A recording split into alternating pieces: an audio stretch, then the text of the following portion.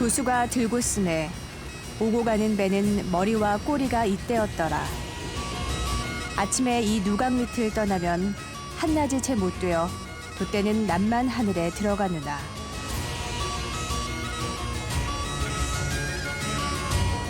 고려 중기의 이규보는 당시 예성강 하구의 덕란도를 분주히 오가던 이국의 무역선과 고려 교역선의 모습을 이렇게 읊었다.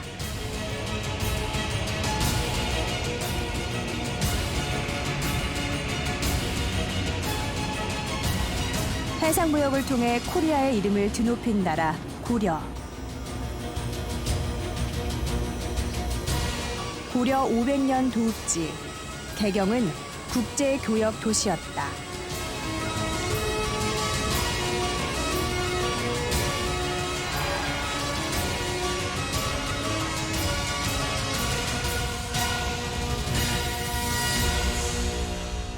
(2018) 평창 동계올림픽이 열린 지난 2월 고려 건국 1100년을 맞아 지난 10년간 남북 공동 발굴 조사의 결과물을 전시하는 고려황궁 개성 만월대 남북 공동 발굴 평창 특별전이 열렸습니다. 918년 고려 개국 이후 개성 송악산 남쪽 기슭에 자리 잡은 고려황궁 만월대는 1392년 조선 건국과 함께 역사 속으로 자취를 감추게 되는데요. 1970년 북한에서 먼저 만월대 유적에 대한 연구를 시작했고 지난 2006년 남북 간 대표적인 사회문화 교류 사업으로 개성 만월대 남북 공동 발굴 조사에 합의하면서 남과 북은 10여 년간 7차례 공동 발굴 조사를 진행했습니다. 남북은 공동 발굴 조사의 성과로 만월대에서 40여 개 등의 건물터와 금속알짜, 고려청자 등 13,000여 점의 유물을 발굴하기도 했습니다. 오늘 다시 보는 북한문화유산 마지막 시간에는 1000년 전 고려의 수도 개경의 모습을 복원해 보고자 합니다.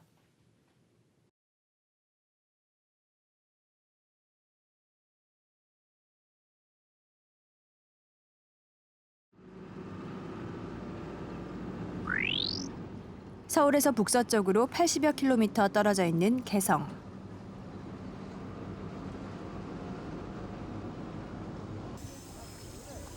북위 38도 이남 지역에 위치한 개성은 해방 직후 대한민국 경기도의 관할에 속했으나 한국전쟁 이후 북한 땅이 되었다.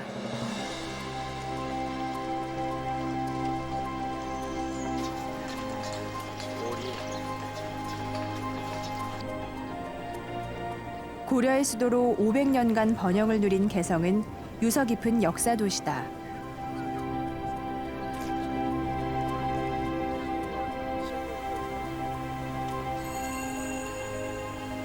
개성시 부산동에 위치한 고려박물관.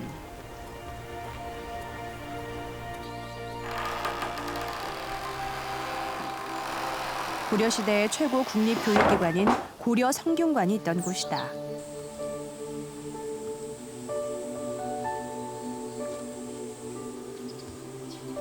임진왜란 때 모두 소실됐던 건물은 17세기 초에 복원됐다. 일부는 현재 유물 전시관으로 사용된다.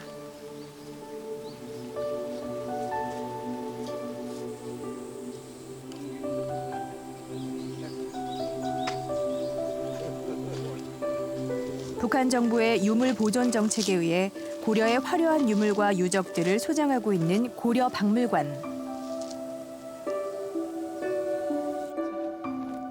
지금 여기가 이관이죠? 예, 여기가 우리 박물관 진열실 제2관입니다. 자기들이 만든. 네, 여기 진열된 4개로 나뉘어 운영 중인 전시관에는 고려시대의 각종 공예품이나 미술품 등 1000여 점의 유물들이 전시돼 있다.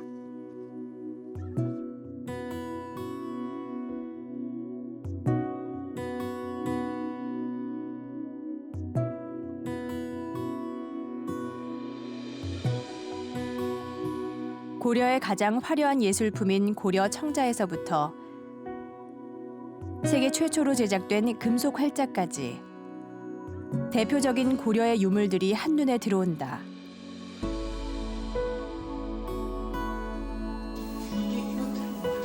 그 가운데 실제 성인 남성의 크기로 제작된 청동상이 취재진의 눈길을 끌었다. 지난 92년 태조 왕건릉을 확장 공사하던 중 지하에서 발견된 유물이다. 당시엔 금동불상으로 추정했지만 조사 결과 왕건상으로 확인됐다. 청년기의 모습을 담고 있는 왕건상은 머리에 중국 황제가 쓰던 통천관을 쓰고 있는데 8개의 해와 달이 장식되어 있다. 여기에 像 8개 해와 달을 상징한 이러한 그 조각품이 8개 있는데 이게 팔진선이라고 해서 그때 당시 개성을 갖다 상징하는 이러한 그 장식으로서 즉 이 왕건이가 고려 태조 개성에 있는 그런 그 고려 태조 왕건이라는 거 고려 국가이란 그 시조 왕이라는 것을 상징해서 이런 조각을 갖다 만들었다고 생각합니다. 자신의 고향이던 개경을 고려의 수도로 정했던 태조 왕건.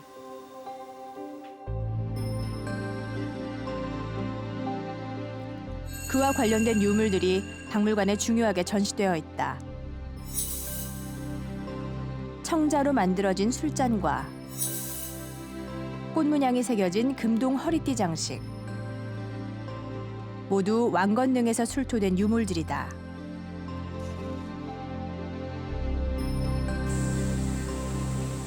개성시 개풍군 해선리에 위치한 태조 왕건릉. 그가 세상을 떠난 943년에 조성되었으나 몽골과 거란의 침입으로 개경 인근뿐만 아니라 강화도까지 5차례의 이장을 거쳐야 했다. 충렬왕 2년인 1276년이 되어서야 지금의 자리에서 안식을 취할 수 있었다. 1992년 확장 발굴 조사 과정에서 왕건상이 출토되면서 이곳이 왕건릉임이 최종 확인됐다. 918년 태봉을 멸망시키고 새 왕조 고려를 개창한 왕건.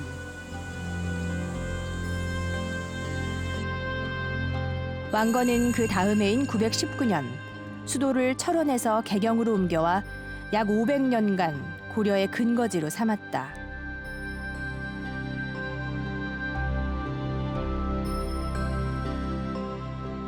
역시 왕건은 고려를 건국했습니다만 여전히 궁예 추종 세력들로부터 많은 모방과 반란을 당하게 됩니다. 따라서 왕건이 택할 수 있는 것은 그의 정치적인 근거지이고 고향인 개경으로 수도를 옮김으로써 그가 정치적인 역량을 충분히 발휘할 수 있는 곳이 바로 개성이라는 점입니다.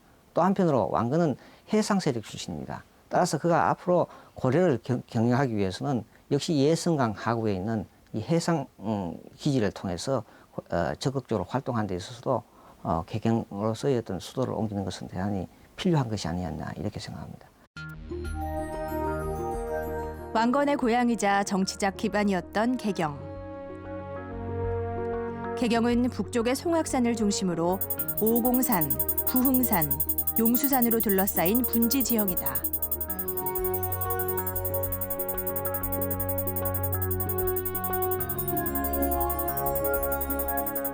이렇게 사방이 산으로 둘러싸여 있는 개경은 외부의 침입을 방어하는 데 유리한 조건을 가진다.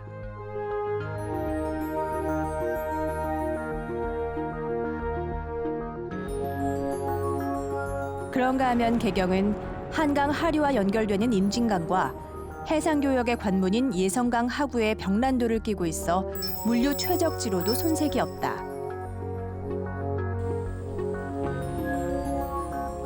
태조 2년인 919년, 왕건은 세도읍 개경에 고려왕실의 주요 거처인 궁궐을 짓기 시작했다.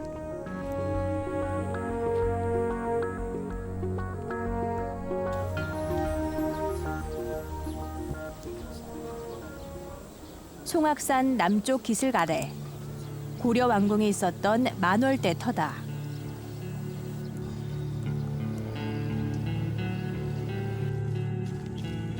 (1361년) 홍건적의 침입으로 소실된 후 재건되지 못한 채 지금은 그 터만 남았다. 주춧돌로 그 흔적을 확인할 수 있는 이곳엔 신봉문이 있었다. 신봉문은 국왕과 대신들이 군사를 사열하거나 팔관회와 같은 연회를 베풀던 곳이다.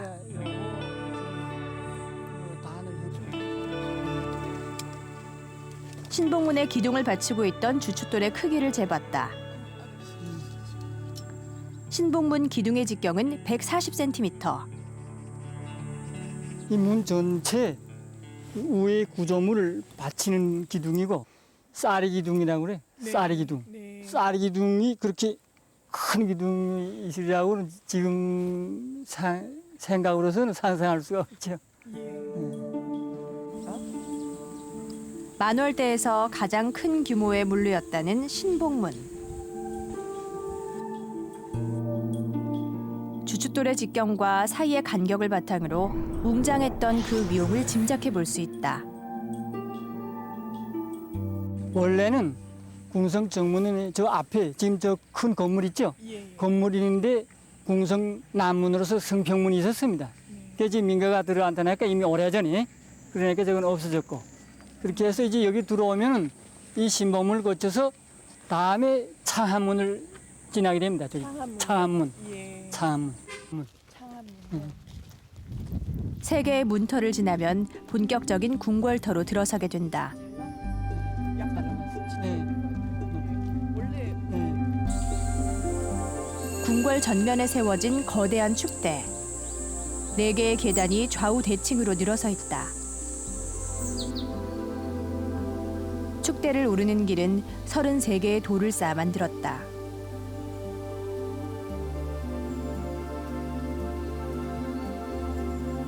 조선의 왕궁과는 달리 고려의 궁궐은 축대를 쌓아 그 위에 지었다. 지형상으로 높은 곳이었기 때문에 그 터 부지가 얼마나 되나요? 부지가 저 25만 평방. 25만 평방. 만월대는 달을 바라보기 위한 망월대에서 유래된 것으로 후에 이름이 전해지는 과정에서 궁궐 전체를 가리키게 되었다. 장대한 왕궁의 옛 모습은 사라지고 지금은 주춧돌만 남아 사라진 시간을 증명하고 있는 만월대.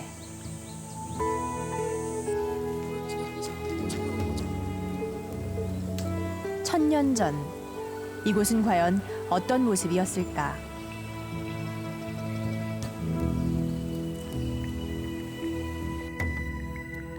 북한의 발굴 조사에 의해 확인된 건물 배치도다. 거대한 축대 뒤로 중심 건물들이 나란히 들어서 있고 서북 쪽에도 크고 작은 건물들이 밀집해 있다.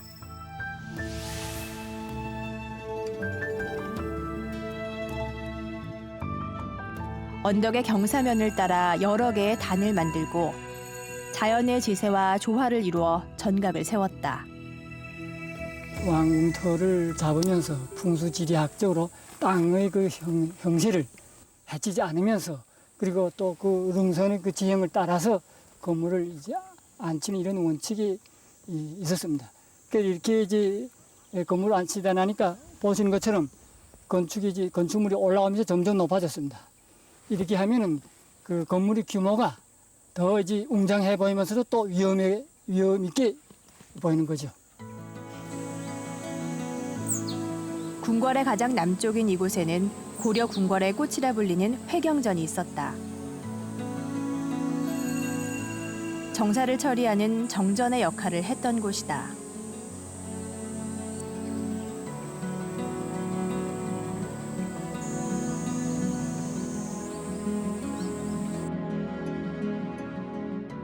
송나라 사신 서긍이 개경을 방문하고 지었다는 고려 도경. 당시 개경의 모습과 풍습들이 상세히 기록돼 있는 책이다.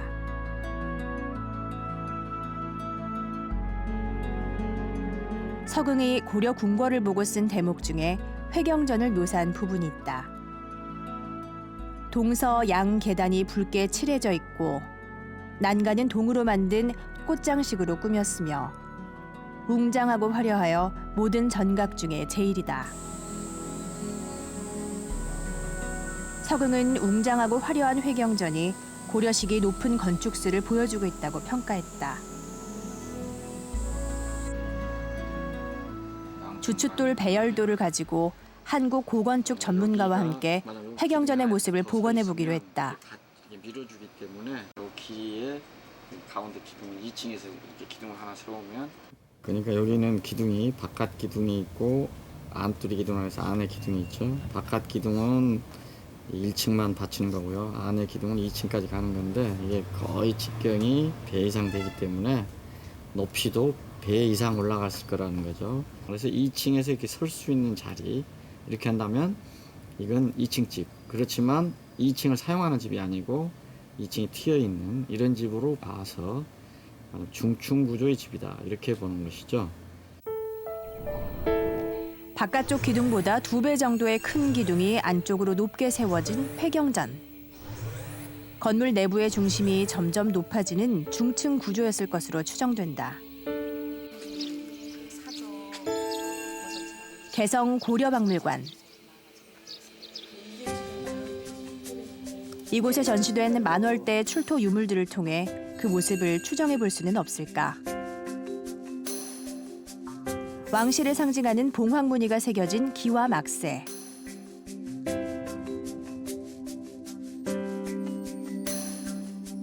당초무늬 문양의 벽돌과 동물 모양의 지붕 장식. 그리고 부채꼴 모양으로 펼쳐진 돌조각이 보인다. 섬세하고 화려한 문양이 새겨진 이 돌은 기둥의 밑둘레를 장식했던 것이다.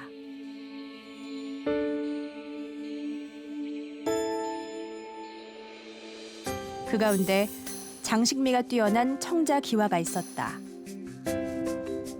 고려 청자처럼 유약을 발라 구운 진귀한 기와다.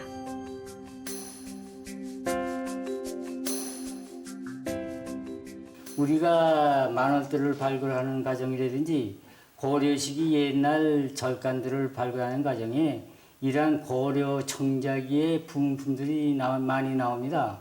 고려 시기에 보통 평민들의 집들은 사용되지 않고 특히는 이런 중요한 건물들, 왕궁이라든지 그 다음에 큰 절간들, 귀족들의 집들의 이러한 화려한 고려 청자기 기와를 갖다가 이었다는 것을 우리가 유물로서 기증하게 증명해 줄 수 있습니다.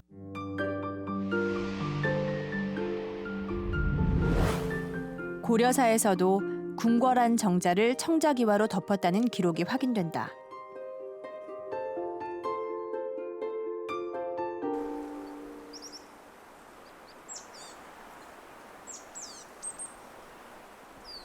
일본 와카야마 현에 있는 고야산.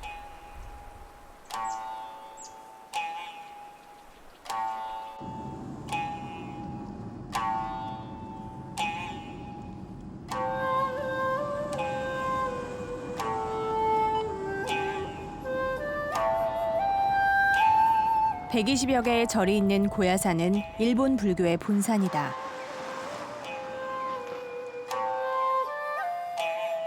이곳에 고려 궁궐의 모습을 짐작할 만한 단서가 있다고 한다.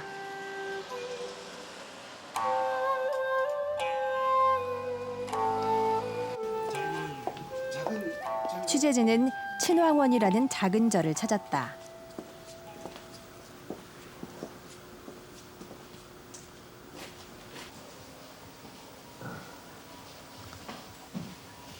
이 절엔 17세기부터 보관해왔다는 귀중한 보물이 소장돼 있다.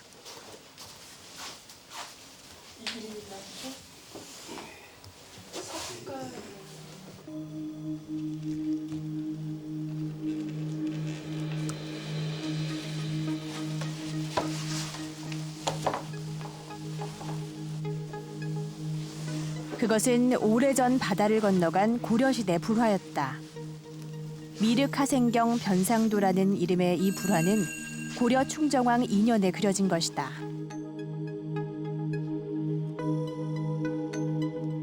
불화에 나타난 그림은 극락정토에 있는 한 가상의 왕국을 배경으로 하고 있다.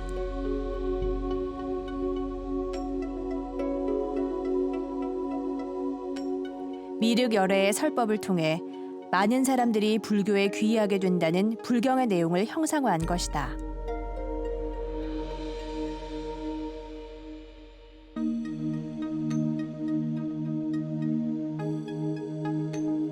그런데 고려 불화의 밑부분에 그려진 가상세계의 궁궐 전각의 모습이 눈길을 끈다. 이 그림에 나오는 이 건물은 한국적이다. 예. 그렇게 말했습니다. 예. 왜 한국적이냐 하니까 이 지붕이 말입니다. 네. 이것이 만약 중국 같으면 이것이 더 올라가야 돼요. 아, 예. 이것이 그렇게 올라가지 않지 않습니까? 지붕. 예? 불화 속 전각의 모델이 고려의 궁궐이라는 것이다.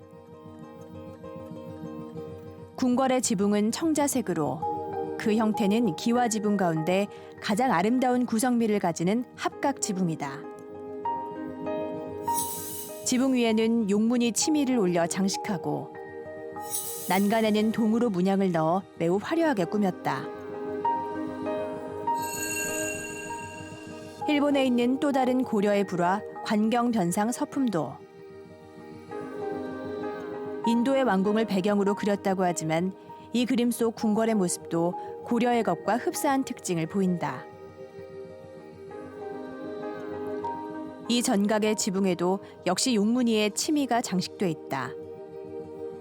지붕 장식 잡상은 화려한 금빛이다.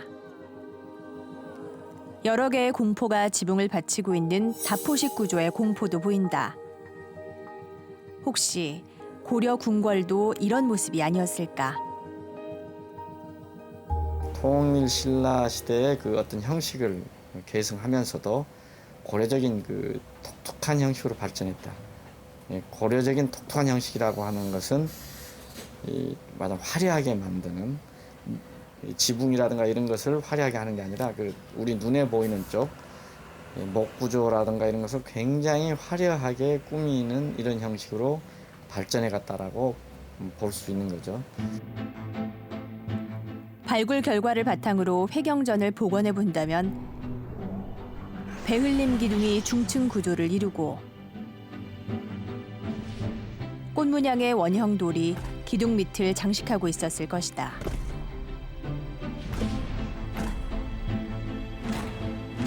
화려한 다포식 구조의 공포가 촘촘히 들어서 지붕을 받치고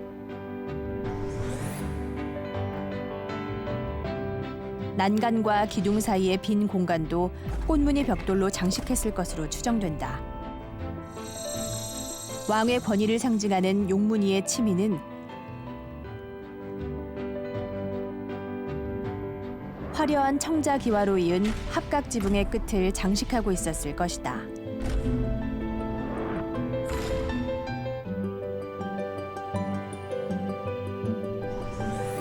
특히 건물 설계에 일정한 비례가 적용되고 지형 조건을 고려한 건물 배치를 볼 때 고려시대 건축 예술이 아낌없이 반영된 회경전의 위상을 확인할 수 있다. 회경전 서쪽으로는 도서관인 임천각이 위치해 있다.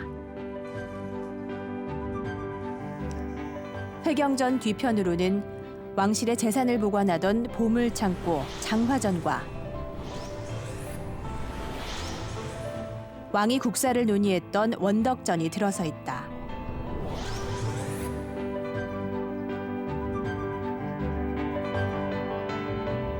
이후 만월 때는 고려 500년 역사를 거치며 4차례에 걸친 소실과 중건을 통해 확장된다.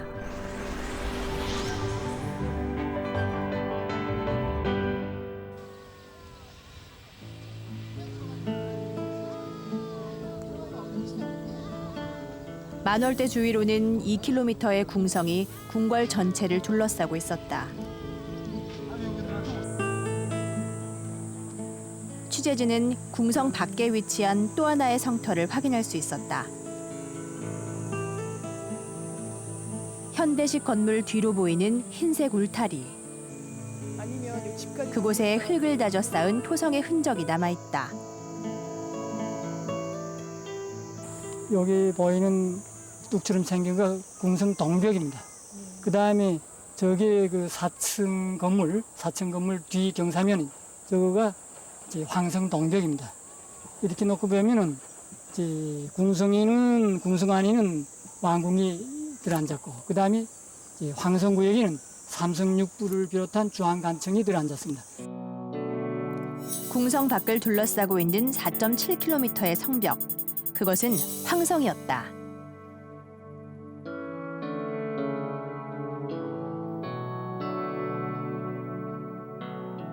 궁궐 주위를 둘러싼 궁성과 황성 사이. 그곳에는 중앙관청과 별궁들이 존재하고 있었다. 이 별궁들은 왕의 종친들에게 내려준 궁이었다. 고려는 왕족들에게 자귀를 주고 각각 다른 이름의 궁을 하사했던 것이다. 역시 고려가 후광이 거처하는 곳을 황성이라고 얘기하고 또 그 여러 왕자들 그리고 종친들이 사용하는 거처하는 곳을 궁이라는 이름을 붙이고 있는 것은 역시 고려가 하나의 황제국 체제를 지향하고 있다는 중요한 증거가 됩니다. 또한 그러한 종친들 그리고 왕족들에게 봉작제도, 자기제도를 하사하는 것도 역시 고려가 황제국 체제를 지향하고 있다는 하나의 증거가 될 수 있습니다.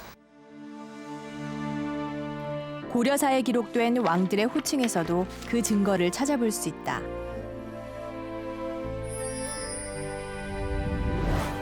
의종 24년, 일본이 보물을 바치며 의종을 황제라 불렀다고 기록하고 있다.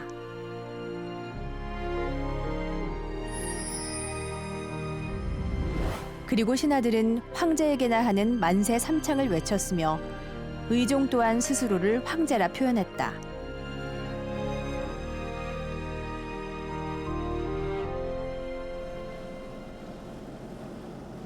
경기도 하남시, 이곳에 또 다른 흔적이 남아있다.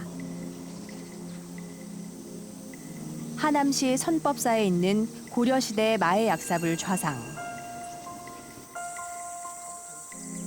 93cm 크기의 불상이 균형 잡힌 모습으로 정교하게 조각돼 있다.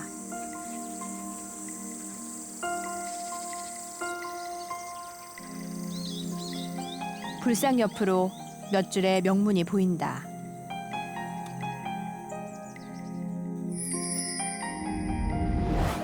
태평 2년에 황제의 만세를 기원하기 위해 불상을 고친다는 내용이다. 태평 2년의 황제는 누구일까? 태평 2년은 바로 그 경종 2년이죠. 경종 2년이고 그 서기로는 977을 바라보고 있어요. 그 학계에서 지금 보고 있거든요. 그래서 요번 그 금상 황제 그를 위해서 오래 살도록 위해서 오래 산다는 그 기원을 하기 위해서 이 불상을 갖다가 다시 중수한다는 그런 내용이죠. 고려의 황제는 궁궐을 나설 때 황성의 문까지 5개의 문을 지났다. 5개의 궁궐문은 천자의 나라, 즉 황제국에서만 사용하던 궁궐 체제다. 조선 왕조가 근정문, 홍해문, 광화문까지 3개의 문을 지났던 것과는 차이를 보인다. 아마 고려가 이렇게 황제국이라는 것을 사용할 수밖에 없었던 것은 역시 고려가 수많은 지방 세력들을 통합해서 천하를 건국했다고 하는 강한 자부심, 이러한 것이 역시 고려가 황제국을 칭하게 되는 하나의 이유가 있고, 또 한편으로는 신라 하대 이후 고려 초기까지 여전히 천하를 통일해야 한다는 일통의식이라는 것이 당시 사람들에게는 하나의 중요한 구호가 되어 왔습니다. 따라서 고려가 비로소 삼한을 통합하고 하나의 국가로 만들었다. 이런 점에서 고려 주변에 있는 탐나, 그리고 여진, 말갈족을 통합해서 이제는 이 동북아시아의 새로운 패자가 되었다는 강한 어떤 자부심이 고려가 스스로 황제라고 하는 용어를 사용하게 된 원인이라고 생각합니다. 황제국 고려의 자부심이 담겨 있는 개경의 황성체계. 고려는 한반도를 천하의 중심으로 선언한 황제의 나라였다.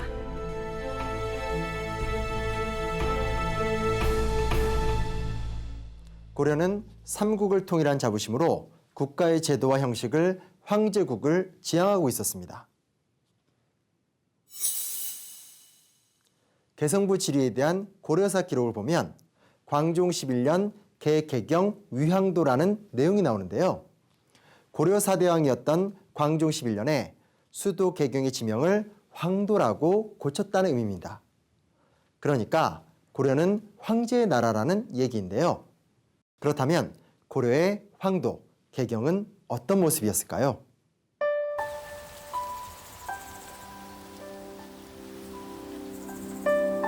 송악산 서북쪽, 민간인의 출입이 통제된 군사지역. 취재진은 개경성의 흔적을 확인하기 위해 북한 측의 동의를 구해 이곳에 올랐다. 그곳에서 개경 전체를 둘러싸고 있었던 외성을 볼 수 있었다. 고려 건국 초기에는 궁궐이 있는 왕성과 국가기관이 있는 황성에만 성곽을 둘렀다. 그러나 거란의 침략 이후 도성 방위의 중요성이 커짐에 따라 강감찬의 건의로 외성을 쌓았다. 개성 서쪽 끝에 있는 눌리문은 몇 개 남지 않은 외성의 문 가운데 하나다. 고려 평양성의 전통을 그대로 계승한 이겁니다. 말하자면 고려 평양성이 평산성 형식을 띈 도성입니다. 평산성. 말하자면 산과 평지를 이용한 이런 성입니다. 순수 평지 도서 아니라 역시 개성성도 말하자면 송악산 중심에 해서 그 여러 갈래 주위의 산들을 능선을 이용해서 쌓은 평산성입니다. 총 23km. 개경 전체를 둘러싸고 있던 외성은 우리나라에서 가장 긴 성이다. 1009년에 시작된 외성 공사는 1029년에서 끝이 났다. 30여만 명의 인력이 동원된 20년간의 대역사였다.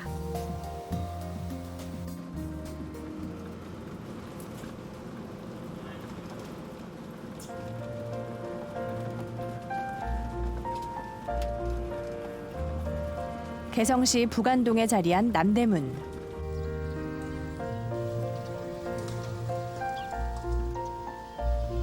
고려 말 왜구가 기승을 부리자 방어에 불리한 외성의 약점을 보완하기 위해 또 하나의 성을 쌓았다.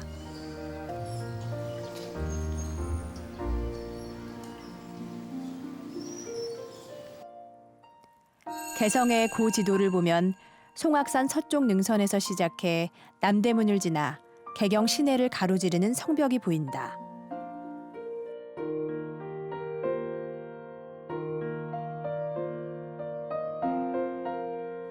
이 성이 바로 둘레 8.5km의 내성이다. 개성 시내의 한 대학 건물 안에 남아있는 오래된 성벽. 내성의 흔적이다.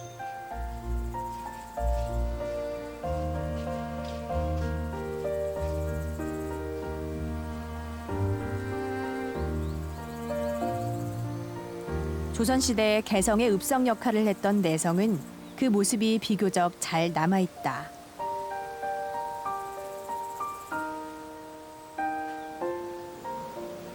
이 개성 이제 외성이 23km라는 아주 넓은 큰 성이기 때문에 방어하는 데서 좀 방어적 부담이 좀 있겠다는 이런 것이 이제 작용됐습니다. 그래서 이제 내성을 이제 축조하게 됐는데 그 성벽 그 모양 자체가 반월성 반달, 조각달처럼 생겼습니다. 그래서 반월성이라고 그래요. 남대문을 정남문으로 하는 내성은 궁성 방어를 두텁게 하기 위해 세운 것으로 이로써 개경을 둘러싼 성곽은 외성, 내성, 궁성, 황성의 구조를 갖추게 되었다. 한국전쟁 이후 복원된 개성 남대문. 그 위에 올라서면 개성 시내가 한눈에 들어온다. 지금 이 남대문에 위치한 이 거리가 고려시기 중심거리로 알려진 십자거리입니다. 바로 이 방향으로 난 이 길이 이 십자거리에서 제일 기본 통로로 되어 있었는데 이 길로 따라가면 만월대 왕궁이 있습니다. 그리고 이 길 좌우편으로 시전들이 지금 말하자면 그 가게들, 상점들이 쭉 밀집되어 있습니다. 그 뒤로 주민가옥들이 쭉 분포되어 있습니다. 개경의 고 지도를 보면 당시의 가옥 모습이 잘 나타나 있다. 지금처럼 집들이 빽빽이 들어선 모습이다. 개성의 번화가인 고려시대 중심거리. 전면엔 시전들이 늘어서 있고 그 뒤로 민가가 밀집해 있었다. 고려시대에 민가가 있었던 자리는 현재 한옥 보존지구로 정해져 옛 기와집들이 그대로 보존되고 있다.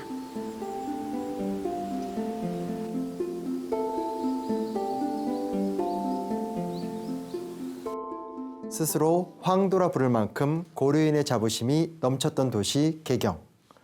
잘 알려진 바와 같이 코리아의 이름을 세계에 널리 알린 고려였으니 그 수도인 개성은 이미 많은 외국인이 드나드는 국제 도시였을 겁니다. 1123년 송나라 사신 서경은 배를 타고 예성강 하구의 국제무역항인 병란도를 통해 입국하는데요. 그와 일행들은 개경에 있는 사신의 숙소인 순천관에서 몇 개월을 머물다가 중국으로 돌아가게 됩니다. 그리고 이듬해인 1124년 고려에서 보고 들은 것을 기록한 보고서 형식의 고려 도경을 써서 황제에게 바칩니다. 전 40권으로 묶인 이 책은 고려시대 당대의 자료라는 점에서 고려시대의 정치, 사회, 문화, 경제, 군사예술, 기술, 복식, 풍속 등등 연구에 매우 귀중한 자료가 아닐 수 없는데요. 송나라 사신 서경이 떠나온 백기를 따라 천년 전 국제도시 개경으로 떠나봅니다.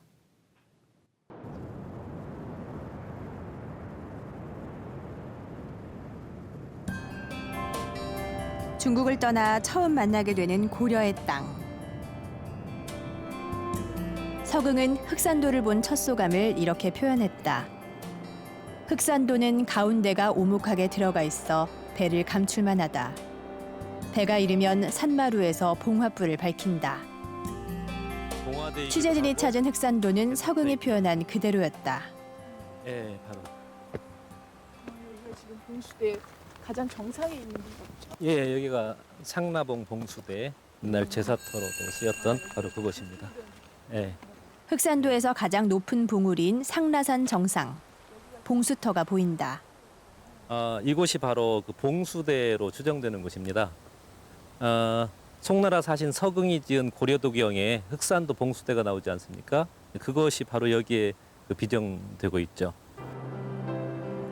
남방 항로를 따라 서해를 횡단하는 험난한 백길에서 흑산도는 항해하는 선박들의 중간 기착지 역할을 했다.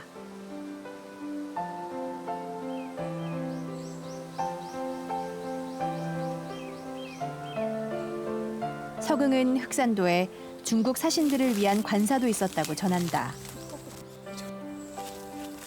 네, 바로 여기가 그 관사터로 추정되는 곳이다. 되는데 그 인공적으로 여기를 가공한 흔적이 나와 있죠. 예. 이게 건물의 어떤 초석이었던 예, 그 기둥을 세운 그 초석 자리가 아닌가. 돌이 좀 넓적하고 여기 이렇게 인공적으로 예, 개경으로 들어가기 전 사신들과 상인들은 이곳에서 여장을 풀었다. 골짜기가 있는데 그 골짜기가 옛날 마을터로. 송나라와 고려 시대에 그 중국과 그 고려 간의 어떤 그 문물 교류, 사신 교류, 교환하는 데 있어서 하나의 거점이 되었던 그런 지역이라고 할 수 있겠죠. 고려 개성에서 나와가지고 병란도를 거쳐서 1차 통관을 마치고 쭉 연안을 따라서 남쪽으로 내려와서 흑산도를 거쳐서 거기에서 잠깐 머물렀다가 중국으로 건너가서 남부 항로를 타고 건너가서 명주, 오늘날 영파항으로 들어가는 그러한 그 항로가 가장 중심이 된 항로였습니다. 중국 사신들이 떠나온 바닷길은 명주, 지금의 영파에서 시작됐다. 중국 동남해안에 위치한 항구 도시 영파.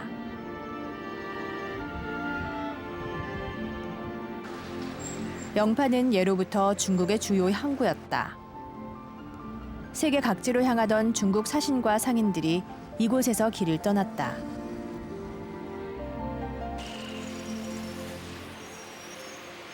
취재진은 중국 영파시에서 고려의 흔적을 찾을 수 있었다.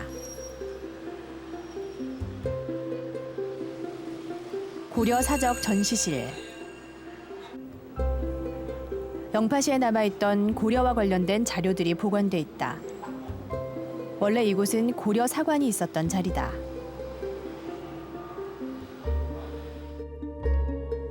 전시실에 걸려있는 고려 사관 상상도. 2층 건물에 마당을 갖춘 제법 규모 있는 모습이다.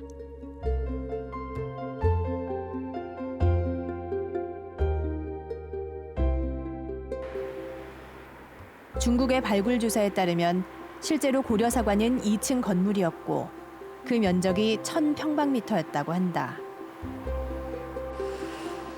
송나라 때 지어졌다는 고려 사관. 당시 중국에서 외국 사신을 위한 유일한 사관이었다.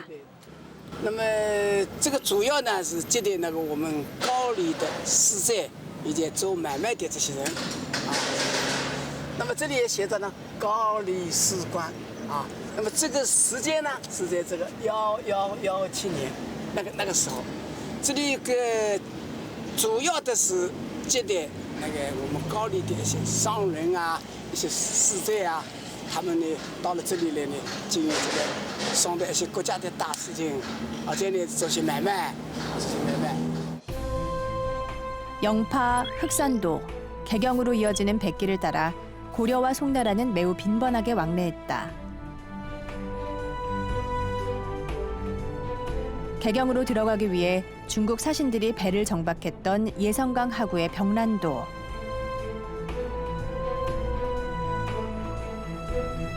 사신이 개경에 도착할 때면 사람들이 온갖 물건들을 들고 나와 큰 시장을 열었다고 서경은 기록하고 있다. 성균관 자리에 들어서 있는 고려 박물관. 서경이 개경을 방문했을 당시엔 중국 사신들을 위한 객관인 순천관이었다. 고려 박물관이 소장하고 있는 배문양 청동거울. 고려의 해상교역이 얼마나 활발했는지 짐작케 하는 유물이다. 고려사 기록을 보면 낯선 이름의 나라들이 나온다. 대식국, 마팔국, 섬라곡국, 교지국. 대식국은 지금의 아라비아며 마팔국은 인도반도에 있던 나라다. 섬라곡국은 태국, 교지국은 베트남을 뜻한다. 모두 고려와 교류했던 나라들이다.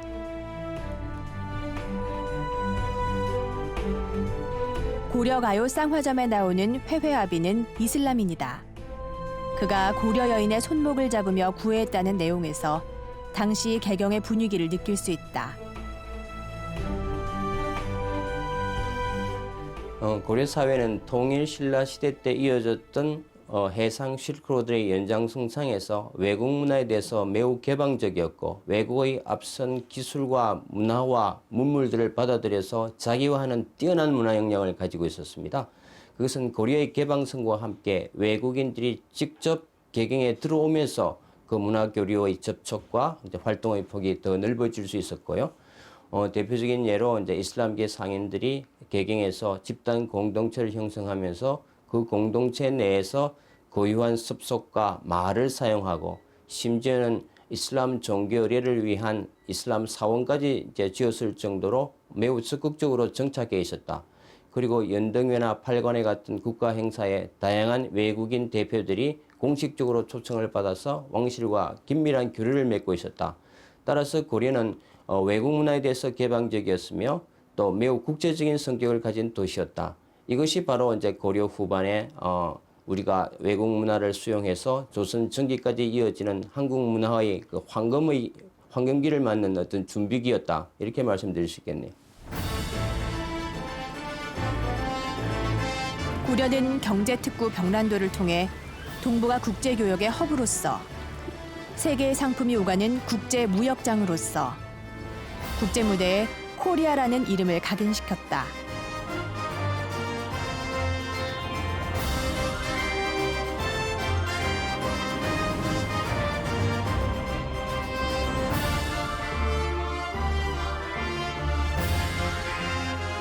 성문이 25개나 설치돼 있던 고려 개경의 외성. 외성의 모든 문은 사방팔방으로 뻗어나가 전국으로 통하는 구조다. 모든 길은 개경으로 향하고 있었다. 외성과 황성 사이에는 귀족과 서민들이 어울려 살아가는 생활 공간이 위치해 있었다. 천년 전 고려의 황도 개경은 역동적인 국제무역 도시이자 세계 문화를 호흡하며 하나의 문화 용광로로 들끓었던 열린 도시였다.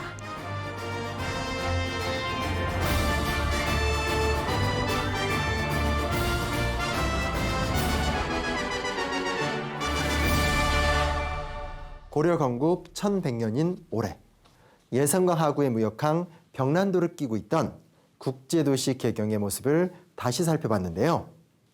2000년 제1차 남북정상회담 이후 2006년 개성 만월 때 남북공동 발굴조사라는 문화교류 사업이 시작됐습니다.